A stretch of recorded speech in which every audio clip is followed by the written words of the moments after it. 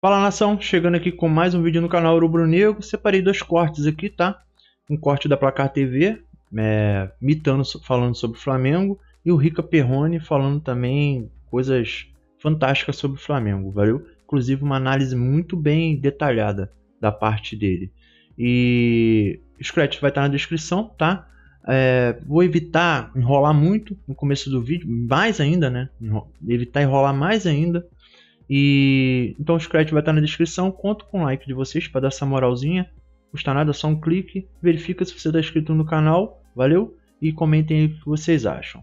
Bora lá. Flamengo, que ontem recusou proposta por Wesley, recusou proposta por Fabrício Bruno, não tá querendo vender ninguém, o Flamengo. Deixa eu dar o meu bom dia para quem conhece muito de Flamengo, já recebi aqui no De Placa com a salva de palmas dos meus amigos. Claro, sempre. Monique Danello, uma salva de palmas para ela, já presente aqui com a gente. Feliz ano novo, viu, Monique? Um abraço para você especial. E queria que você trouxesse essa informação aí. O Flamengo não tá querendo vender ninguém, não vai sair Fabrício Bruno, não vai vender o Wesley. Que história é essa aí que o Flamengo Cruzeiro tá recusando? quer comprar todo mundo, tudo cara. que é proposta, Monique. Um beijo pra você. O Flamengo tá começando esse ano de 2025 meio devagar, né? Dá pra gente dizer assim, porque é uma mudança de diretoria e muita coisa para avaliar. Chegada de novos integrantes no departamento de futebol, no comando do Flamengo como um todo, e ainda é um momento assim de entender o terreno. Por exemplo, a parte financeira, né, Otávio? Porque o Flamengo é um clube que nos últimos anos a gente se acostumou a ver muito forte no mercado, nas janelas de transferência, e dessa vez a gente não tem muitas notícias do Flamengo em busca de reforços no mercado. A gente sabe que há o desejo, né, de repor a ausência ali do Gabigol, trazer um outro atacante, mas tudo muito inicial ainda. Por quê? Porque agora que essa nova diretoria está tendo acesso, de fato, aos números, ao que o Flamengo tem em caixa. A gente sabe que o Flamengo fez um investimento muito grande para a compra do terreno do estádio no fim da gestão do Rodolfo Landim.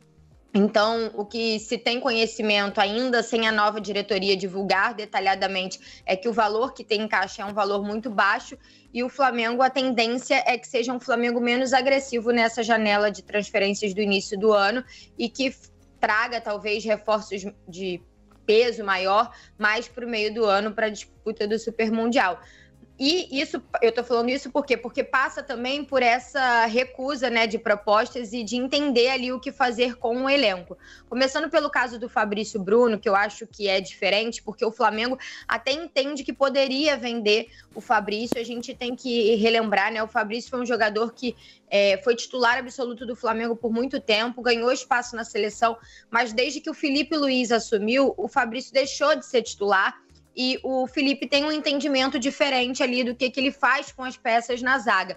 Então, por tudo que aconteceu nos últimos meses e internamente se entende que é possível negociar o Fabrício, e o staff do jogador e o próprio jogador também entendem que talvez seja melhor ter uma oportunidade em outro lugar, mas isso precisa ser bom financeiramente para o Flamengo. O Cruzeiro apresentou ontem essa proposta oficial, 5 milhões de euros por 50% dos direitos econômicos do Fabrício, e o Flamengo recusou a proposta porque não quer vender o Fabrício? Não exatamente. O Flamengo estaria disposto a abrir mão do Fabrício se fosse uma proposta irrecusável, porque a partir do momento que abrir mão do Fabrício, vai ter que ir ao mercado para se reforçar. Já não tem mais o Davi, então tem o Léo Pereira e o Léo Ortiz, tem o Cleiton, que veio da base e que vem ganhando espaço com o Felipe, mas é isso. Então o Flamengo, liberando o Fabrício, vai precisar se reforçar, e o clube entende que para liberar teria que ser uma proposta irrecusável, e na visão do Flamengo não é uma proposta irrecusável essa que está na mesa, ainda mais ficando com 50% dos direitos econômicos do Fabrício, que já tem 29 anos, e no entendimento do clube depois seria difícil renegociar, né? Então, é mais ou menos esse o panorama do Fabrício, que é o primeiro assunto que está aí na tela, se vocês quiserem comentar antes da gente entrar no Wesley, mas é uma negociação que ainda está em curso, é importante a gente dizer isso. Não é uma proposta que foi recusada e o assunto está encerrado. A negociação está rolando, está na mesa, então é possível ainda que o Cruzeiro apresente uma nova proposta e que o Flamengo aceite essa proposta, levando em consideração todos esses fatores que eu trouxe aqui para vocês. Vamos lá. No caso do Fabrício Bruno, opinião de vocês. Eu acho que tem alguns pontos aqui e a Monique trouxe alguns deles, né? O primeiro, essa proposta é 3 vezes menor do que o que o Flamengo recebeu por ele no ano passado, aquela proposta do West Ham, né? Que era de 15 milhões de euros, mas num outro contexto. A Monique lembrou, ele era titular do time, ele estava pegando seleção brasileira, tinha ido bem naqueles amistosos iniciais lá com o Dorival. Hoje ele é um reserva do time, os titulares Léo Pereira e o Léo Ortiz. E tem esse lance também da mais-valia, né? Dessa proposta inicial do Cruzeiro. Dou 5 milhões de euros aqui, talvez um valor mais baixo, mas o Flamengo fica com 50% de uma negociação futura. Só que ele é um cara que já está beirando os 30 anos, né? Vocês entendem que é um bom negócio para o Fabrício Bruno, para o Flamengo? Como é que vocês veem essa negociação? Eu acho que se de fato há o entendimento de que o Fabrício Bruno não é um titular na cabeça do Felipe Luiz, né? Muito na linha do panorama que a Monique traçava para a gente, pode ser muito interessante pro Fabrício, né? Do ponto de vista do Fabrício, buscar um clube onde ele possa ser titular. E a gente está falando de um clube que está investindo, que está trazendo outros jogadores de peso, caros. Então, provavelmente tem ambições aí grandes, importantes na temporada, né? Metas ousadas para bater. E eu acho que isso motiva o Fabrício Bruno. Agora, a questão de valores, geralmente os clubes jogam muito duro com o mercado interno, porque você tem a possibilidade de estar reforçando um rival. É diferente o caso do Fabrício Bruno, por exemplo, do caso do Paulinho saindo do Atlético e indo para o Palmeiras, porque ali saiu um titular absoluto e o segundo melhor jogador do time com tranquilidade, né? Só que aí foi um valor muito mais alto. Acho que o Flamengo não vai chegar no valor que se chegou na contratação do Paulinho pelo Palmeiras. Mas o Flamengo entende que pode melhorar essa proposta. Entendendo que para o mercado interno você tem que jogar mais duro mesmo e pela situação financeira. Por mais que o caixa esteja abalado com o investimento do estádio, ainda é um clube que arrecada na casa de 1 bilhão e que não precisa vender na primeira proposta, né? E de repente uma dessa aí o Flamengo pode esticar a corda, não só financeiramente, mas de olho em algum jogador do Cruzeiro também, né? Então, porque é o seguinte, o Cruzeiro está muito forte no mercado. Ontem a gente falou sobre o Cruzeiro aqui, a informação que se tem que o Cruzeiro também está contratando um jovem zagueiro argentino do Vélez, que jogou muita bola. Gomes. É o Valentim Gomes. Aí agora contrata o Fabrício Bruno. Já tem zagueiro lá. O Cruzeiro, no meu modo de entender, acho que está começando a disparar para tudo quanto é lado. Isso vai dar problema lá na frente. Tem 3, 4 competições no ano. Tá bom, beleza. Vai fazer o que com o Caio Jorge? Caio Jorge vai ser reserva desse time. Você vai tirar Dudu, você vai tirar Gabriel Barbosa. O Fabrício chega por 5 milhões de euros, 30 milhões de reais, perfeito? Um pouquinho mais até, né? Vai tirar o cara não vai jogar? Você traz um jovem argentino promissor, o cara vai ficar no banco. Se você faz um elenco repleto com jogadores caros, isso vai dar problema. Mais cedo ou mais tarde. Não adianta vir com esse negocinho que não vai dar, porque dá problema. Mas dá problema. O problema é dar time ruim, né? Pra time ruim, não. O cara quer jogar, o cara quer jogar pra sobreviver. Precisa de elenco, mas não adianta contratar jogador ruim. Mas não, Mauro, você tem que contratar jogador também mediano. Você não pode contratar só jogador que vai ser titular. O Mauro já me ensinou, é a dor de cabeça boa. Dor de cabeça boa. Dor de cabeça boa. Depois dos terríveis do Cruzeiro, você vai reclamar que tá contratando jogador bom. É o Diniz que vai ter que organizar isso. Vocês conhecem futebol tanto quanto o cara desse fica no banco, o bico vira desse tamanho aqui. Se algum problema dentro do vestiário, pelo amor de Deus, vocês não estão começando hoje. Eu tô um pouco contigo nisso. Obrigado, porque o Cruzeiro, ele contrata caras que, além de medalhões... Ô, Monique, porque além do Fabrício Bruno, e a Monique concorda comigo, o Flamengo também tá querendo manter o Wesley, né? Que recebeu proposta para ir para fora novamente e dessa vez o Flamengo recusando prontamente o seu lateral direito, esse sim titular do time, né? Conta um pouquinho mais pra gente aí dessa proposta pro Wesley, que essa é uma outra negociação que também envolve bastante grana, né? Pior que eu concordo em partes com ele, Obrigado. Mas tudo bem, não vamos desenvolver. Sobre o Wesley, é uma situação diferente, porque o Wesley é um jogador que se valorizou muito nos últimos meses, é um jogador que chegou a ser vendido, né, de boca ali, mas... acabou vendido não se concretizando. É demais, né? Uma questão de prazo ali que o Flamengo não concordava, enfim, né? Essa foi a versão do clube e na ocasião o negócio foi interrompido ali depois de ter um ok do Flamengo para a Atalanta voltou atrás, enfim, aquela confusão toda que a gente acompanhou, mas naquela ocasião era uma proposta que chegaria a 20 milhões de euros pelo Wesley, né, contando com bônus, eram 16 milhões inicialmente, mais 4 de bônus. O Wesley já tinha recebido também uma proposta anterior da Premier League, de um time da Premier League, do Bournemouth, foi 12 milhões de euros, se eu não me engano, e depois essa proposta da Atalanta de 20 milhões de euros, e o negócio acabou não saindo. E no fim das contas, né, aquela coisa que a gente fala do destino, eu super acredito, não aconteceu e acho que foi o melhor para o Wesley, porque de lá para cá ele se valorizou muito, a chegada do Filipe Luís ajudou demais, o Wesley virou titular absoluto do Flamengo.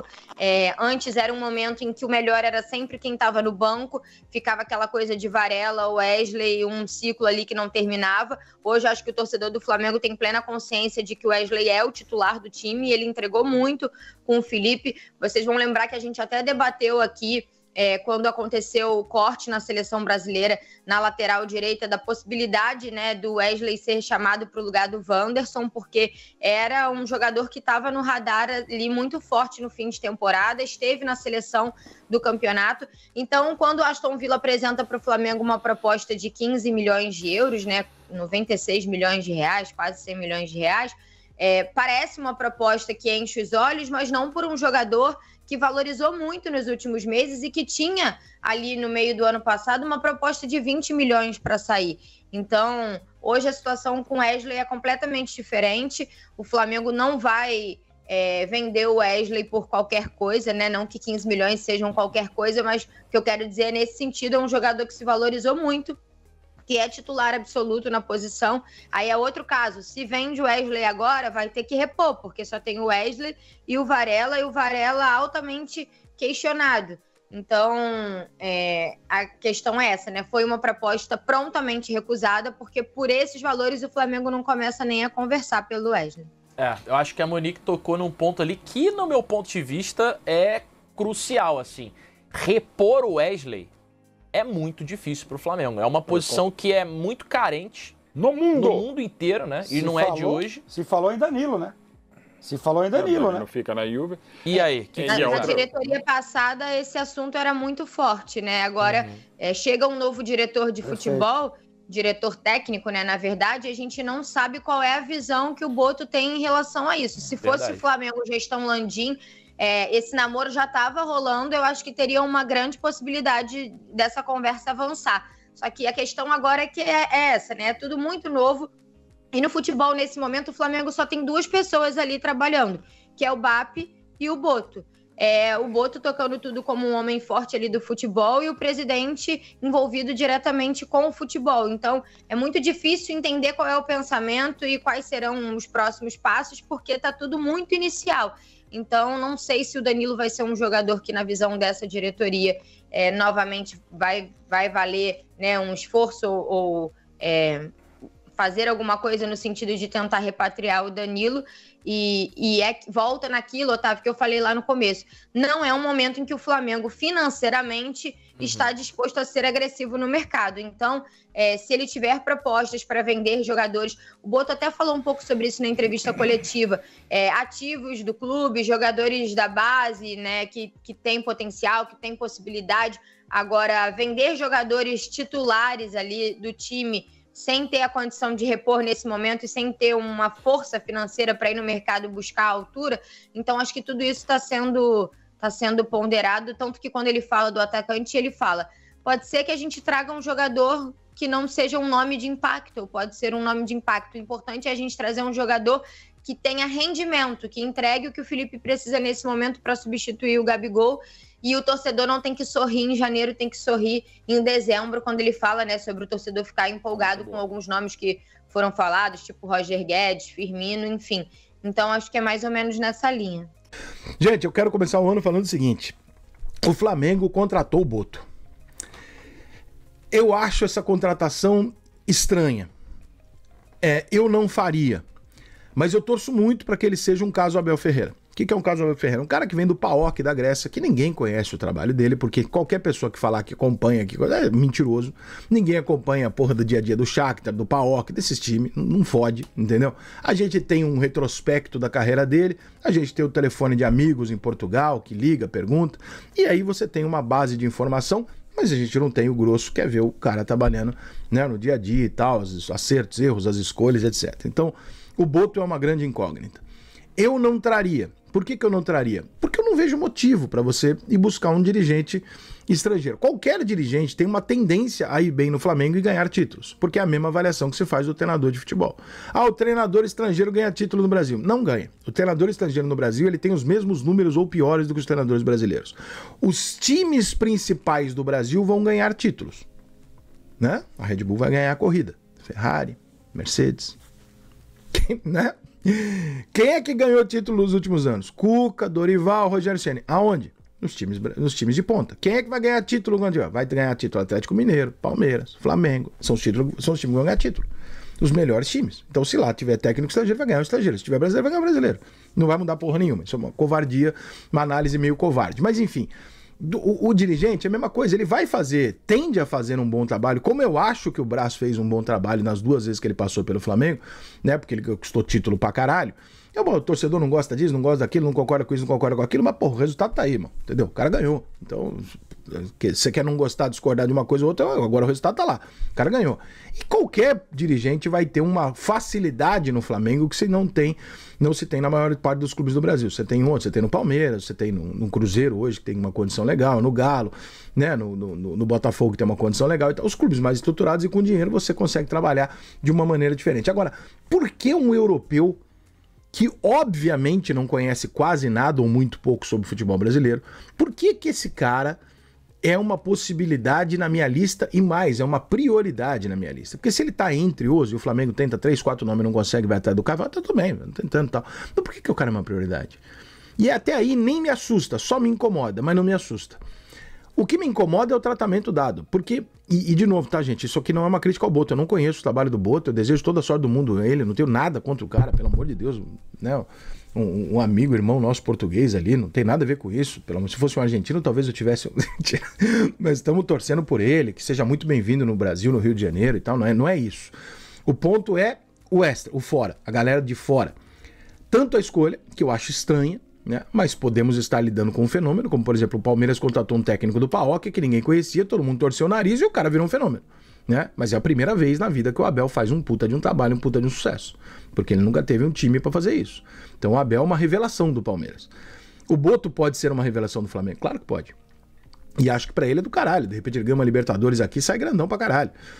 Mas cara, o futebol brasileiro, ele é social. Não é uma condução de pessoas igual da Europa, que você vai lá, junta, marca o dia do treinamento, a hora de chegada pra jogar, não tem concentração, cara. Meu irmão, tu vai lidar com o jogador que subiu da base e o pai tá preso, que a irmã é traficante, que a irmã prostituta foi assassinada, que tem envolvimento com droga, que tem não sei o quê, que é alcoólatra. É difícil pra caralho. A gente acha que gerir coisas no Brasil é igual gerir futebol no mundo. Não é. Não é. É completamente diferente. Se você perguntar, sentar numa mesa com 10 dirigentes ou treinadores, fala, vem cá, como é que é? O cara vai falar, meu irmão, esquece. Se eu chegar lá na Espanha e tiver que trabalhar, eu vou trabalhar com futebol. Aqui eu não trabalho com futebol, aqui eu sou psicólogo, eu sou sociólogo, eu sou um caralho. Depois ele é treinador de futebol, naquele diazinho que ele tem pra treinar.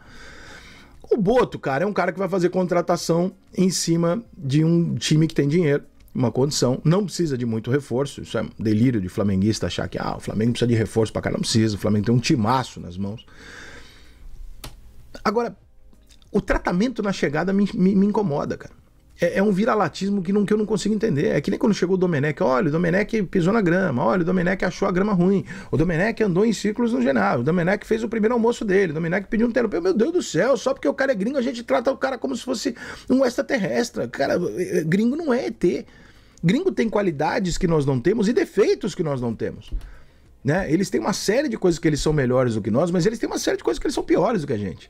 E eu acho que nessa listagem histórica do mundo, o futebol não é uma das que eles mandam na gente. É uma de que a gente está no mesmo nível ou acima. A gente não pode colocar o Ancelotti, por exemplo, para vir ser o salvador da seleção brasileira e ficar de 4 esperando o cara. Ah, mas o Ancelotti é muito bom, foda-se. Nós estamos falando do futebol brasileiro. Existe uma hierarquia, a gente tem que se colocar no nosso devido lugar. Se amanhã ou depois o Flamengo se colocar abaixo de um Shakhtar Donetsk, tá errado o Flamengo. Tá errado o Flamengo. Ele tem que entender o tamanho dele. O São Paulo tem que saber que ele não deve tamanho para Manchester City, Chelsea, não deve. Deve momento, dinheiro. É outra coisa, eu não tô falando de 20 anos, tô falando de 120. É outra parada. Se a gente se colocar num patamar de ter que mostrar a chegada do cara no aeroporto, midiaticamente, como se fosse assim, nossa, estamos recebendo um popstar. Olha, ele chegou, olha, ele almoçou, olha, ele sei o quê. Porra, cara, o que tá acontecendo? A gente virou um bando de panaca no futebol? A gente não sabe fazer porra nenhuma? Saiu esses dias a lista aí de 75 jogos no ano, os times que mais jogaram em 2024, os 20 primeiros são brasileiros. É isso aí, galera. Esse aí foi o vídeo do canal de hoje. Concordo em partes com o Rica Perrone. A gente tem que parar mesmo com esse complexo de vira-lata, né? De achar que europeu, porque é da Europa, é superior, é mais inteligente, é mais isso, é mais aquilo. Mas eu discordo na questão do técnico, tá? Eu acho que os nossos técnicos estão muito ultrapassados, estão preguiçosos, estão acomodados, entendeu? Não gostam de estudar o time adversário, não gostam de colocar o time para frente, entendeu? Agora, nessa questão de dirigente, eu concordo um pouco com ele, entendeu? Esse negócio de ficar buscando dirigente, técnico, qualquer coisa no aeroporto, você dá muito poder ao cara que tá chegando, entendeu? E o cara se sente lá grandão, pra fazer até merda no teu time, se bestar, entendeu? Vamos lá, vamos ver e tal, mas trata como uma pessoa normal, profissional. Tem que ser profissional. Não é porque a torcida gostou, que você vai poder fazer o que bem entender, não. E é assim que a gente muitas vezes tropeça. E trouxe também o corte aí da Placar TV, né? De placa, desculpa. Os créditos vão estar na descrição, tá? Falando sobre a questão das contratações, das propostas que chegaram para o Flamengo. E na minha opinião, o Flamengo fez muito bem, entendeu? Nada de aceitar qualquer coisa, não. Se quiser, tem que chegar, enfiar a mão no bolso e vem com tudo, irmão. Entendeu? Esse negócio de 5 milhões de euros, vai. Já quiseram dar 20, pô. Então, cobre a proposta que já tentaram dar antes. 15, né? No caso, pelo Fabrício Bruno e 20 pelo Wesley. Mas escreve aí nos comentários o que vocês acham, tá? Eu vou nessa. Não esquece de deixar esse like aí para dar essa moral, valeu? Me dar essa força. Se inscreve no canal, verifica se você está inscrito. E um grande abraço a todos. Valeu, falou e fui.